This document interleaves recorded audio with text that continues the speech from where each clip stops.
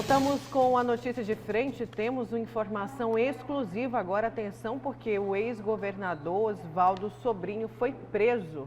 Foi preso agora há pouco no aeroporto Marechal Rondon. O Bruno Pinheiro vai trazer mais informações para a gente. Já temos o Bruno aí na tela. Bruno, primeiro bom dia. Conta para a gente o que aconteceu.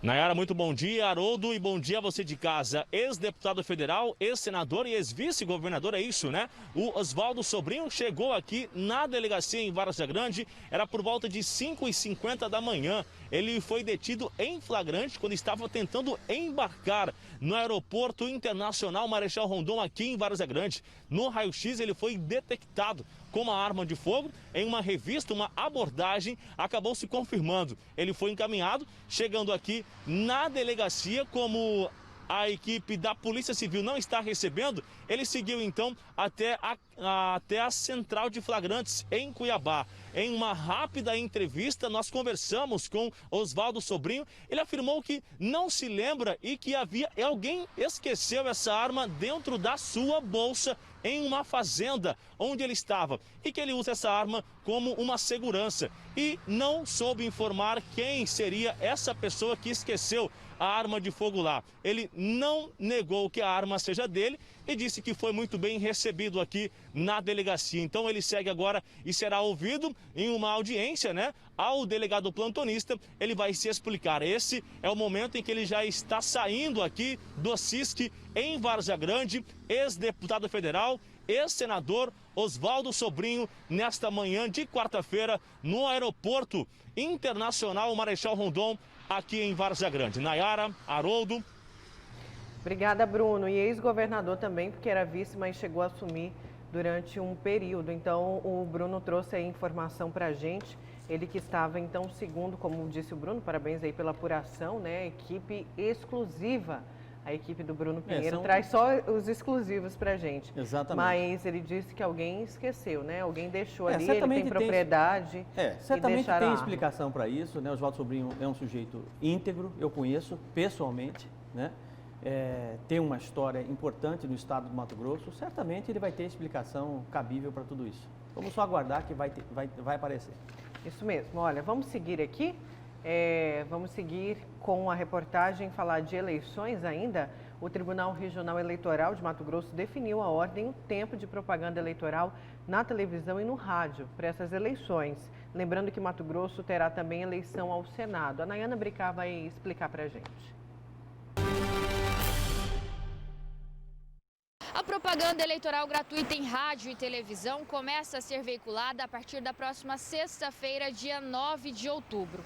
Aqui em Mato Grosso teremos eleições municipais e suplementar para o Senado. A propaganda eleitoral para candidatos municipais será veiculada de segunda a sábado em 4 blocos de 10 minutos, totalizando 40 minutos exclusivos para o cargo de prefeito. Além disso, teremos 70 minutos distribuídos em inserções de 30 a 60 segundos durante a programação de segunda a domingo. Neste caso, o tempo é dividido, sendo 60% para os candidatos à prefeitura e 40% para os candidatos ao cargo de vereador. Já na eleição suplementar para o Senado, a propaganda eleitoral será veiculada 3 vezes por semana, segunda, quarta e sexta-feira, divididas em 2 blocos de 5 minutos. Além disso, teremos 14 minutos na programação diária em inserções de 30 a 60 segundos. O sorteio com a ordem das coligações e partidos foi realizado na tarde de ontem e transmitido ao vivo pela internet. O tempo de cada partido e coligação foi definido de acordo com a representatividade dos partidos. Com mais de 11 partidos na coligação, o prefeito Emanuel Pinheiro, candidato à reeleição, terá mais de 3 minutos de propaganda eleitoral. Já na eleição suplementar para o Senado, com 5 partidos na coligação, o candidato Carlos Fávaro terá o maior tempo de campanha, 1 minuto e 7 segundos. Certo, Nayana, obrigada então pelas suas informações. Por isso que é tão importante quando a gente tem rodadas de entrevistas, é uma oportunidade para você única, conhecer. O bem tempo é os igual para candidatos. todo mundo, né? Isso. Com raríssimas exceções, no caso específico do Aécio, que não teve como estar aqui na primeira data, porque contraiu Covid-19 e agora retornou em comum acordo com os outros candidatos e acabou fazendo uma entrevista de 15 minutos. Mas normalmente é meia hora de entrevista, 30 minutos é a chance que você tem para poder conhecer, sobretudo, a ideologia do candidato, né? Conhecer o plano de governo dele, quais as intenções dele, se ele tem preparo suficiente para que a gente não incorra no erro de entregar a cidade na mão de alguém que não tem preparo, não tem conhecimento, de gestão pública principalmente. Enfim, é uma excelente oportunidade, né? Agora, com relação ao tempo, eu já disse aqui por várias vezes, eu não acho democrático isso, eu acho que é errado, a Justiça Eleitoral deveria rever isso, né? E não é porque tem representatividade que você tem que dar mais tempo. Não é isso, não deve ser assim. As pessoas, os candidatos a prefeito, eles têm que ter o mesmo tempo para poder apresentar as suas propostas. Todos têm a mesma intenção, ser prefeito da capital, quer dizer, não dá para você fazer uma análise com alguém que tem 30 segundos. Quem tem 3 minutos e meio tem muito mais tempo para poder destrinchar exatamente as propostas. O que tem que acontecer é tirar essas amarras, né, das alianças, por exemplo. Tem partido que faz aliança com um partido que não tem nada a ver com as ideias, as ideologias. Tudo para você conseguir um fortalecimento maior. É o poder pelo poder. Tem que começar a tirar essas amarras ali, cortando, né? E cortando tudo isso que já foi um avanço, essa questão de não ter a coligação dos vereadores, né? Na proporcional, só na majoritária. Isso já é um avanço. Aliás, muita coisa vem mudando. Imagina, um tempo atrás, os comícios eram shows. Você já então, pensou quem tinha mais trazia o melhor artista. Quem tinha mais pagava os brindes, né? Exatamente. Os melhores brindes. Que bom que as isso camisetas, acabou, lembra? Era fabricada camisetas. Olha, vamos aqui algumas participações. Pessoal aqui reclamando, viu? Olha... pneu já rasgou, sorte que está na garantia. Em questão das eleições, agora eles estão aparecendo, dão proposta, falam que vão arrumar, mas depois que eleito, ficam às costas. Eu vou querer fazer o asfalto, né? E vão querer fazer o asfalto na época de chuva. É isso aí, né? Por isso que é bom, querido eleitor, você anotar tudo isso, viu? Não anotar e não só anotar, mas acompanhar a pessoa que você votou ao longo dos 4 anos. Tem mais participação. Bom dia, Nayara. Eu sou a Maria do Pedregal. Peço socorro, todos responsáveis aí, os empresários que doam alimentos. Estão mais de R$50. A gente não consegue comprar o arroz, o óleo. Hoje, só o arroz, pelo amor de Deus, nos ajude. Minha geladeira só tem água e sacolão aqui está sendo doado. Não sei para onde isso aí está indo. Eu quero comprar igual antes. Eu comprava arroz, feijão, óleo. Para fazer uma misturinha. Nossa, gente, a realidade da Maria é de muitos. A realidade de certa forma, a conta já chegou. É aquela questão da economia, né? Fecha-se tudo e certamente nós tivemos aí um desequilíbrio econômico mundial, não é só Brasil, né? Essa questão do arroz é fato, ficou mais interessante exportar o arroz do que, de certa forma, atender o mercado interno. Esse período é um período de se plantar o arroz, a próxima colheita é só em fevereiro. O governo federal fez uma importação da Tailândia de uma quantidade para tentar regular o mercado interno, mas ele continua alto ainda. Alguns produtos da cesta básica, como arroz, óleo, por exemplo, que custava R$ 2,59, chegando a quase R$ 7,00 o litro do óleo, realmente pesa muito no bolso do consumidor e até final do ano, realmente, nós teremos que lidar com essa situação, apesar do governo federal ter injetado aí 50 bilhões ao mês com o auxílio emergencial. Estamos pagando a conta. Estamos pagando essa conta, ainda vamos pagar muito tempo, gente, infelizmente. Às vezes até a conta da falta de planejamento, né? Vamos ver se a reforma tributária consegue arrumar essas distorções no nosso país, né? Porque é inadmissível que um mega milionário da soja, por exemplo, e você, que é um trabalhador comum, Joãozinho, eu, né, nós paguemos a mesma coisa, o mesmo imposto no quilo do feijão, no quilo do arroz. Da mesma forma que o Eraimage, que é um dos maiores exportadores de soja do mundo, que tem um faturamento bilionário por mês, nada contra, pelo contrário, tá?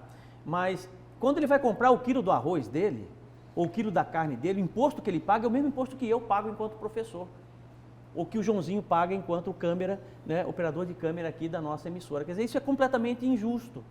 Quem não pode fazer o imposto em cima do consumo, né? Tem que fazer imposto em cima do patrimônio. Quem tem mais, paga mais, quem tem menos, paga menos. Simples assim. Vamos torcer para a reforma tributária olhar exatamente isso, porque se nós tivermos isso inclusive é importante para que a nossa bancada federal tenha uma leitura sobre isso também, né? Nós vamos diminuir, sobretudo, a desigualdade social em nosso país. Certo. Vamos aqui falar da Covid-19. Vamos às informações que são divulgadas todos os dias pela Secretaria Estadual de Saúde. Os casos da Covid, 128.740 casos confirmados da doença em Mato Grosso, 109 pessoas já se recuperaram, um pouquinho mais, né? Quase 109,5 recuperados. O número de mortes chega a 3.564 óbitos pela doença. E a taxa de ocupação de leitos subiu um pouquinho aí, o número da taxa, mas continua aí pela metade praticamente, 57,32%. E temos a disponibilidade aí de 194 leitos de UTIs, né? Leitos de UTIs aí disponíveis para os pacientes da Covid, né? Da Covid. Só lembrando, né, gente, que a doença continua. Continua, mas Nayara, você vai ver, assim como foi na gripe espanhola, claro, em proporções completamente diferentes, lá em 1918, morreram praticamente 100 milhões de pessoas contaminadas com a Covid-19. As pessoas caíam no chão, assim, impressionante a quantidade de pessoas que morreram, foram a óbito por conta da gripe espanhola. Mas naquela época nem antibiótico tinha, enfim, eram cenários completamente diferentes, né? Mas nós vamos passar por isso, é um aprendizado, sem dúvida alguma, as coisas boas nós temos que reter para aprender, né? Mas eu não tenho dúvida que ano que vem, por exemplo, final do ano que vem, né? Metade para o final do ano que vem, se Deus quiser, isso é importante, né? Que se tenha essa intervenção divina para que possa iluminar a cabeça dos nossos cientistas. Nós vamos passar por isso e vamos lembrar exatamente tudo que nós passamos com relação a essa doença terrível que é esse vírus terrível que é a Covid-19, né? E vamos passar com um aprendizado muito grande, eu não tenho dúvida disso. Então vamos falar aqui que deputados aprovam a LDO em segunda votação. Confira. Tá aqui, né? Tá aqui a matéria. Desculpa, gente. Tá aqui. Vamos aqui a essa notícia da aprovação da LDO em segunda votação. Só falando antes que é importante a gente destacar que está a discussão também da alíquota, né, Haroldo? CMS? Dos aposentados. Dos aposentados. Mas deixa eu trazer aqui essa informação rapidinho, que os deputados estaduais de Mato Grosso aprovaram em sessão ordinária ontem, terça-feira, o projeto de lei que dispõe sobre as diretrizes para elaboração da lei orçamentária anual já de 2021. Em segunda votação, acataram então as emendas. Várias emendas tem aqui, tá? A LDO é um documento fundamental que contém todas as diretrizes fiscais e prioridades governamentais necessárias para a elaboração e execução do orçamento do governo. Outro ponto importante para o cidadão acompanhar sempre, né, Haroldo? As contas e para onde esse dinheiro está indo. Exatamente. Existem alguns pontos que são fundamentais, inclusive de profundo conhecimento por parte dos candidatos. Deve existir, né? Por exemplo, o PPA, que é o Plano Plurianual de 4 em 4 anos, em que você tem, de certa forma, uma estrutura de planejamento para as questões de receita e despesa do Estado que vão aparecer justamente na LDO, né? E na LOA, que já é, de certa forma, o encaminhamento dos recursos do município para áreas específicas. Enfim, tudo isso deve ser muito trabalhado, muito debatido, porque é ali exatamente onde vai parar, né? O dinheiro do contribuinte, de que forma o recurso é aplicado e de que forma o contribuinte pode cobrar do governante essa aplicação do recurso e eficiência nessa aplicação. Porque também não adianta você ter tudo no papel e não ter uma consistência prática daquilo que foi feito. Isso geralmente acontece. Você tem a LOA, né? Você tem a LDO, que no papel é tudo muito bonito, mas na prática deixa a desejar. Mas enfim, São instrumentos importantíssimos, instrumentos orçamentários importantíssimos que os candidatos que sentam aqui precisam conhecer profundamente, vão gerir 3 bilhões de reais, que é o orçamento do município, né? E devem saber exatamente onde aplicar, como aplicar e como, principalmente, dar transparência a toda essa aplicação desses recursos. Deixa aqui a participação do nosso telespectador pelo WhatsApp. Olá, bom dia, bancada do nosso VLT. Onde seria já tem nome, Terra Prometida. A indústria do grilo continua. Carlos do CPA. Mais gente participando. Bom dia, professor Haroldo. Vale lembrar que nossa bancada federal é composta por pessoas que têm mais. Você acredita que eles irão legislar contra seus interesses, pensando apenas no povo? E não, eu não acredito. Infelizmente, nossos políticos legislam apenas para os seus umbigos. E aí, Haroldo, a pergunta foi para você. Não, sim, exatamente. Ele tem razão. Infelizmente, a boa parte dos nossos representantes hoje, né, representam determinadas bancadas, determinados grupos. Isso é fato, né? Não representam necessariamente a ansiedade e a vontade do povo, da massa popular, né? Mas essa é a diferença entre um político medíocre e de um político estadista. O político medíocre só olha para o próprio umbigo, aponta defeito em todo mundo. O estadista, que faz muito tempo que eu não vejo um, né, no nosso país, que são poucos, tem, mas são pouquíssimos, né? Ele, além dele apontar o problema, ele aponta uma solução. E ele não olha para si, ele olha para a coletividade, ele olha para a maioria das pessoas, pelo anseio das pessoas, o que é que realmente a população quer. Ele faz uma gestão democrática, com vontade popular, né? Então, aí é o seguinte, aí quem tem que decidir isso é o nosso representante, sem dúvida alguma, e você está coberto de razão. Mas quem legitima esse representante é o povo. Certo, vamos então para o nosso intervalo. Na volta a gente dá continuidade à rodada de entrevistas com os candidatos à Prefeitura de Cuiabá e a gente vai receber aqui a candidata do PROS, a Gisela Simona. A gente já volta.